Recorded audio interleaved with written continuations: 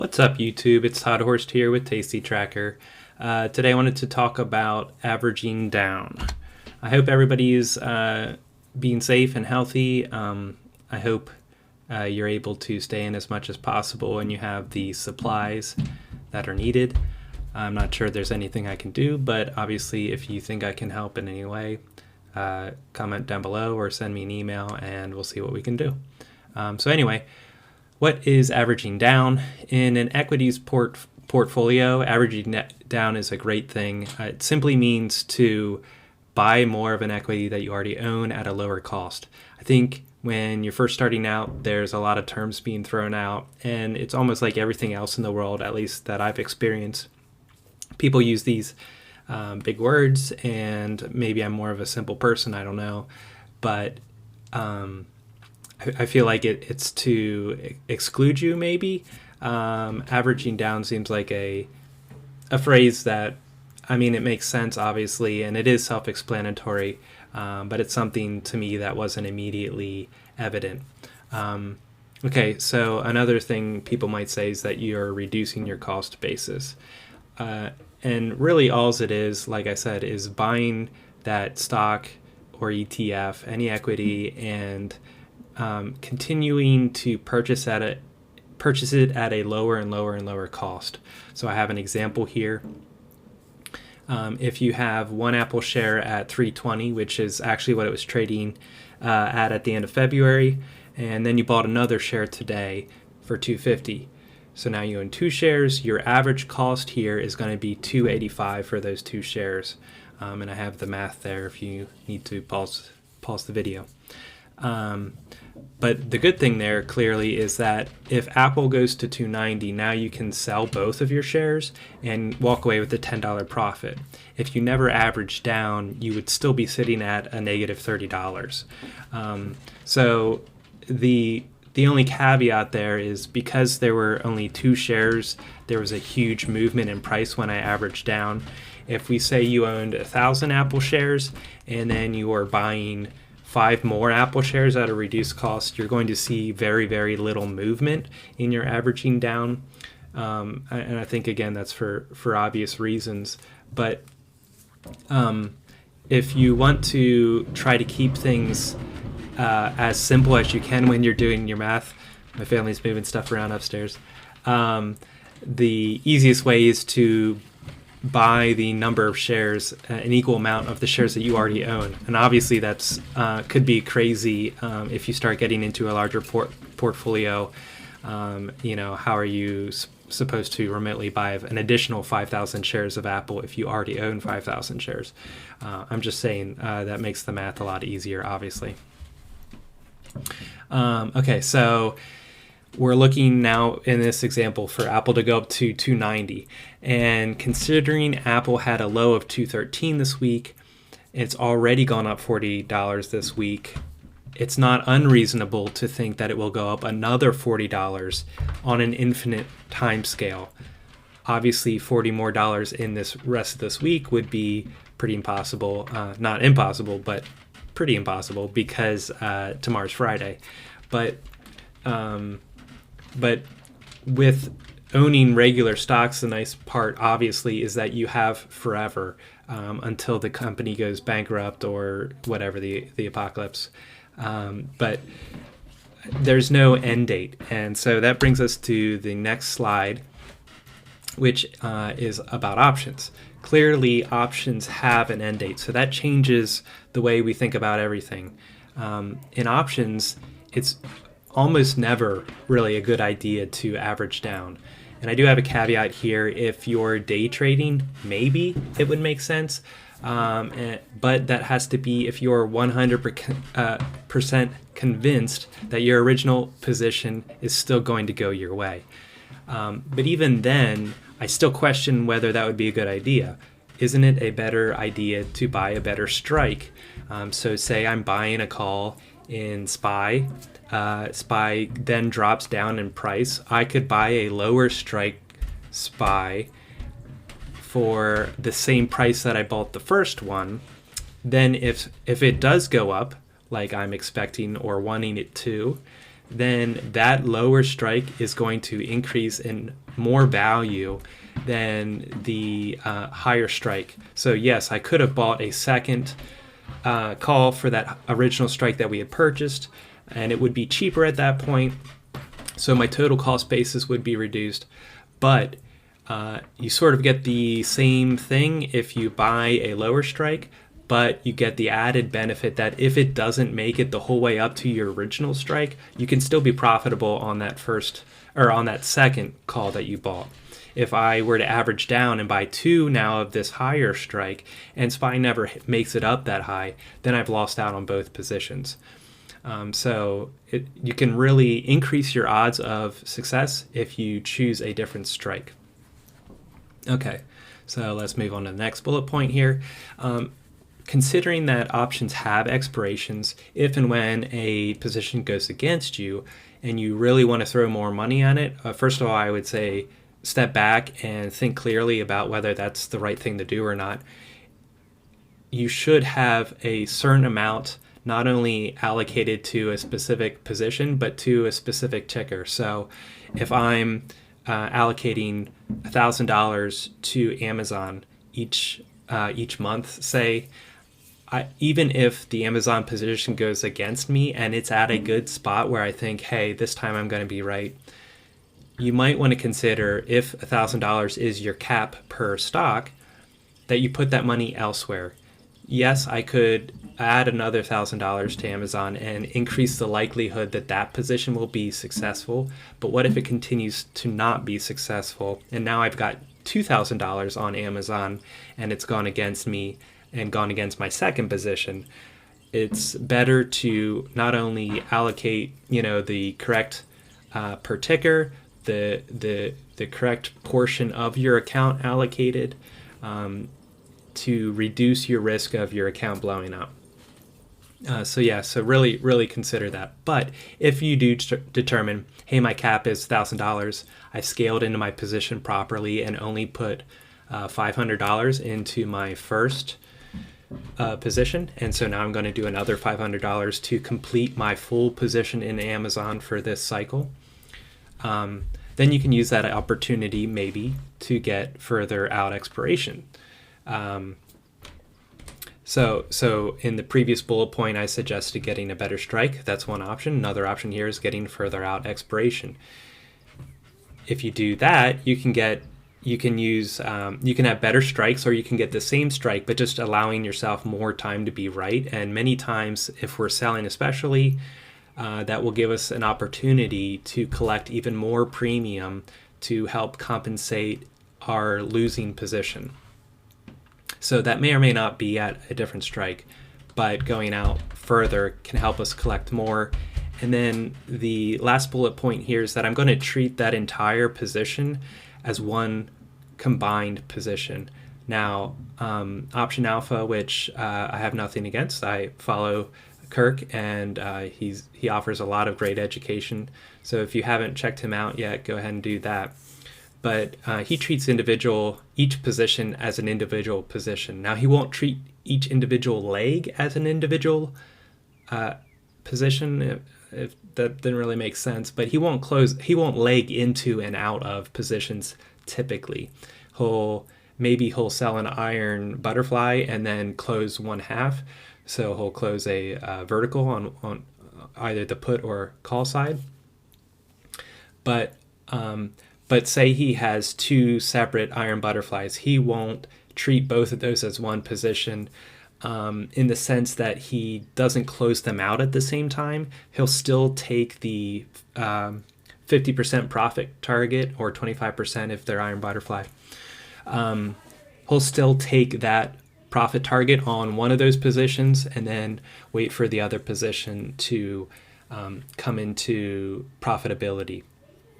The difference I'm saying here is that if you treat both of these positions now as one position, if we go with the Amazon example, then you can add both of those together and you can calculate what cost you would have to buy that back to break even, and where your profit target is. And say, since I'm doing mostly verticals, I would say I'm aiming for 50%. So I would say now I'm adding these two positions together. What is 50% of that? That is my new profit target.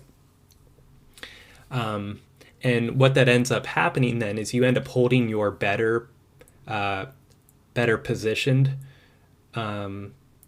options maybe to 70% profitability, and then your ones that were you first put on that ended up moving against you, maybe you only hold those to 20% profitability. And that's just what I like to do to help increase the odds that any individual position is going to be successful. I hope all that made sense. If it didn't, feel free to comment below.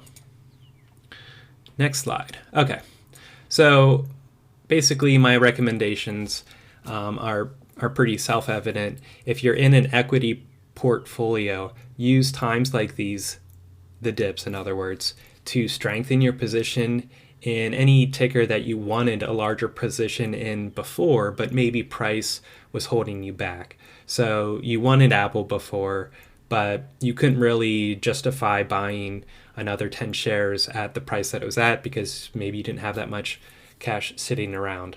I think the natural tendency for most people is to freak out when they see their stocks, their portfolio dump. I know I was down maybe 80K so far at the peak. It's rebounded a little bit in the past 3 days, which who would have expected this week to turn out the way it has, so far. But the natural reaction is for people to freak out, and instead you really need to see that as a great opportunity.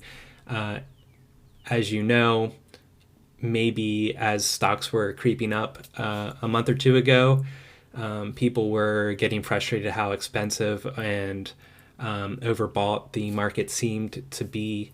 They were saying everything was overvalued, and people didn't want to buy at those inflated prices. But now we're at a position where they're discounted and they're oversold. However, now you don't hear people talking about going out and buying all of these stocks. Instead, they're worried that the stock market is going to crash, it's going to zero.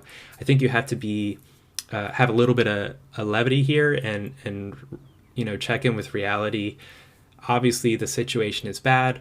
I'm not surprised if it gets worse from here, especially if we retest the lows. I think most people are anticipating that we'll do that. But whether we do or don't, it doesn't matter. It's hard to imagine mostly any situation that's going to last forever. So I'm getting a little ahead of myself here.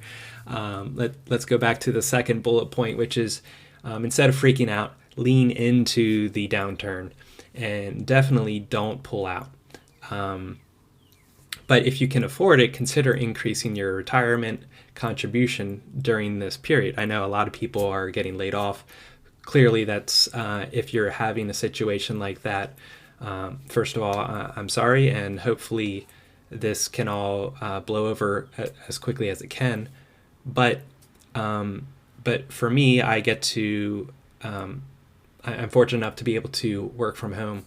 And so now's a great time for me to consider increasing my retirement just for these month or two. I'm not sure how your employer set up, but I can increase mine and decrease mine at any point.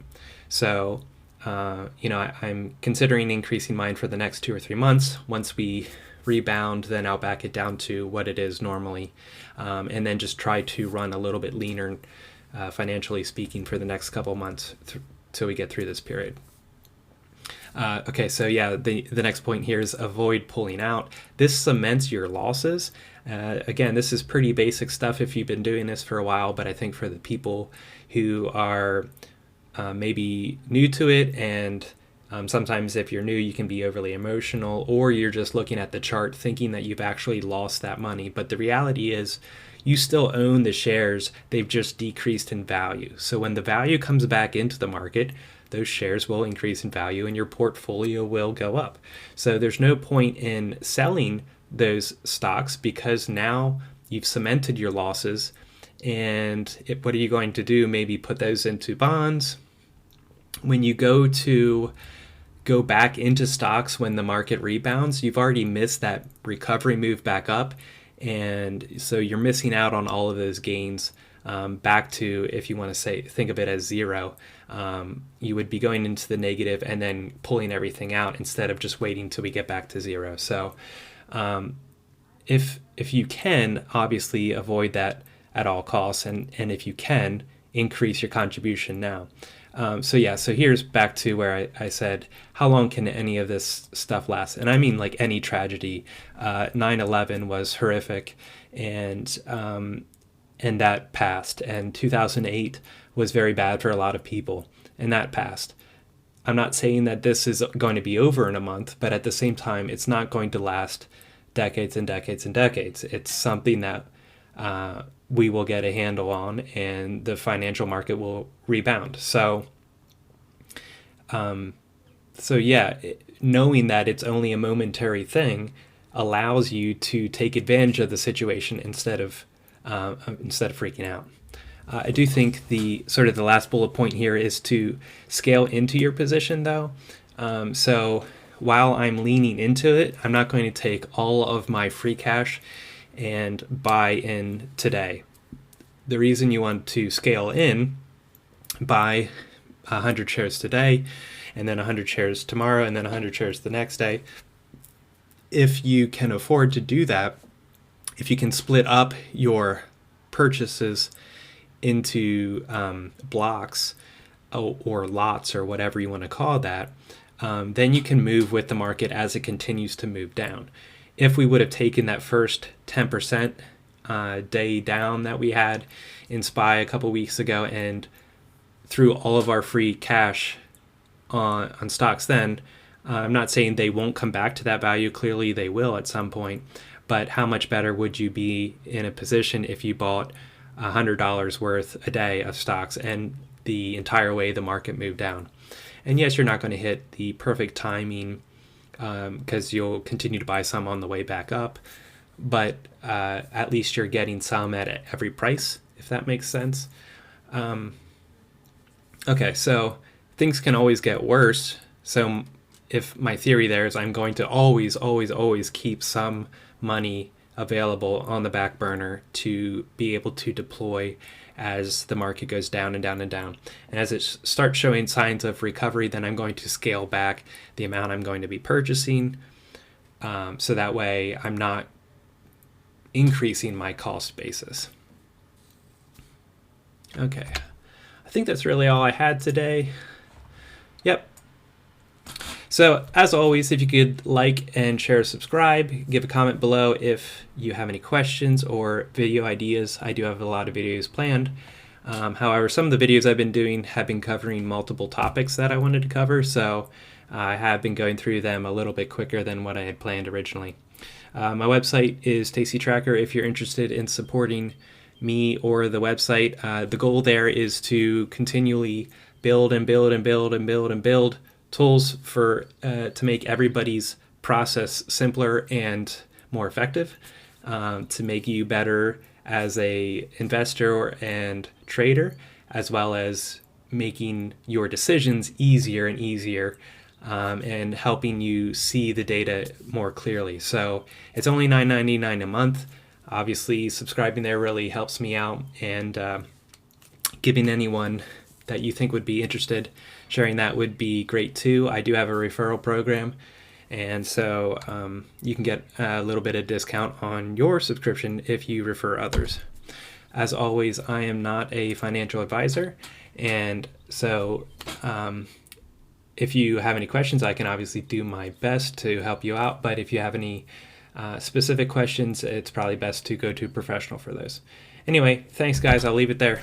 Have a good day.